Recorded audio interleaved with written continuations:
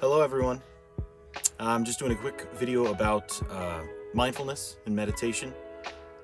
The basic thing to get from something like this is your intention is to start to recondition your mind. It's not something that you're going to see overnight. It's something that after you put in incremental work, step after step, you begin to realize that you're observing things completely different. Being mindful simply means to be present as to what you are aware of. So being mindful can come down to just staying out of the future or the past, whatever that thought might be, and being stationed in the now so that you're aware of what's going on around you. The easiest way to do this that I have found is to be conscious of your physical sensations, to be conscious of the actual physicalness of your body, of you. So little practices you can do, like right now I'm sitting on a pillow. I could think to myself, oh, what's the weight of this body on this pillow? And I could bring my attention to the actual sensation that my butt's getting from the pillow. Or it could be the way my arms are resting on my legs, and it might be the physical sensation of the way my wrists touch my knees.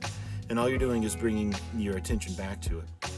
The difficult thing is staying on that train of thought, staying in a place where you can continue to be aware of your immediate sensations, being in the now.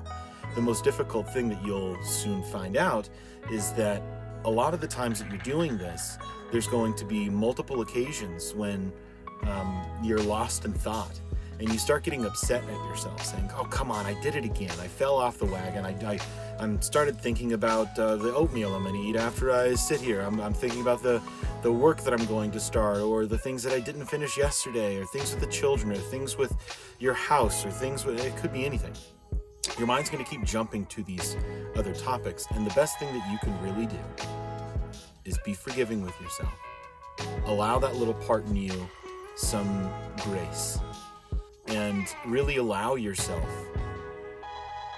almost as if you were disciplining a child, not to necessarily get upset with your progress, but to realize that you are making progress. You are taking that one more step towards whatever it is that you're trying to work on. In this case, it would be mindfulness.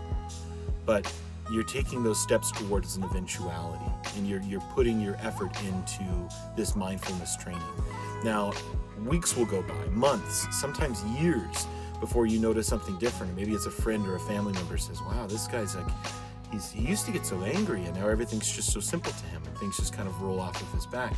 You'll start to realize that these traits in you, these mental qualities that you used to have in a specific way, are now malleable, pliable, things that you're able to mess with and be more observant of just by giving yourself the practice of awareness, by mindfulness. Meditation is the platform in which you can be mindful. Otherwise, you're stuck in action. You're running around doing the very next thing, jumping to the very next task, going through the same motions day after day. So it's important to have some time. However you set that time up is up to you. You can do it multiple times throughout the day. You can do it for a few seconds at a stoplight, just being totally aware of your physical sensations in the vehicle, maybe the vibrations of the car or a sound that's around you, just being aware of it. The important thing is not necessarily to judge it. And the way that I can do this without judgment is to really imagine the delivery system of that sound. And then it's really kind of difficult as to take a judgment on any platform, whether it was something good or something bad. You're able to just allow the thing to happen. For instance, downstairs meditating, the kids make a noise. I can hear them yelling outside. Instead of thinking, oh, what do I need to do? What's the next? As if it was something I needed to jump into and have some type of action towards. Instead, I take the stance of, what is it that's making this noise? I know that it's an individual. I know that it's one of my children. And I start thinking of, how is this noise coming to be? And then I think of the vocal cords and the physicalness of the child as they're making this type of expression. And just observing it like that, now I've taken judgment out of the equation. It's not necessarily, oh, you guys need to quiet down, there's neighbors, or what's she screaming at now, or her brother's being mean, or something like that. Instead, it's just, oh, listen to the sound. How is that sound coming about? Oh, it's the vibrations of a vocal cord. And you're not really getting anything deeper into it other than just, how is this sound coming to be? Maybe it's the revving of an engine while you're at the light, and you're in the moment thinking that I should be able to just relax and meditate through the sound. Instead of getting upset, like, oh, I wish this guy would stop revving his engine. It's so loud and obnoxious. And that's bringing judgment. It's bringing I like this, I don't like this. And so getting that out of your head really is just, well, how is the sound coming to be? Oh, the pressure of a foot on a pedal and releasing fuel into a combustion engine, and the exhaust then it starts to quantify where exactly this is coming from. That's giving a level of unbiased, non-judgmental meditation. And that meditation could be throughout the entire day. It doesn't have to be some set 20, 30 minutes in the morning or in the evening. If you have this quality of awareness and mindfulness that you go throughout the day in, it makes it a lot easier for your subconscious to find that little pocket that it's slowly learning from, and then to be able to operate out of that pocket.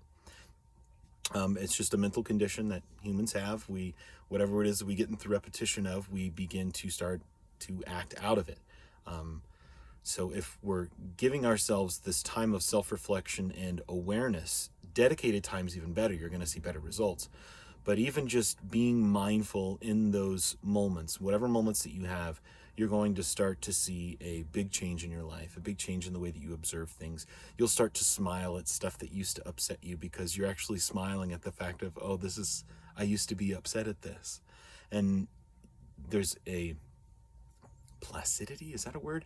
Placidness. There is a calmness that comes over you, and the peaks and valleys of your emotions get less and less, to where you see it's more like you're just floating down a river. There isn't so much the ups and downs of whatever it is that you're observing or going through that day. The judgment is gone. You're just aware of what's happening now. So that's the main thing for today. Mindfulness and meditation.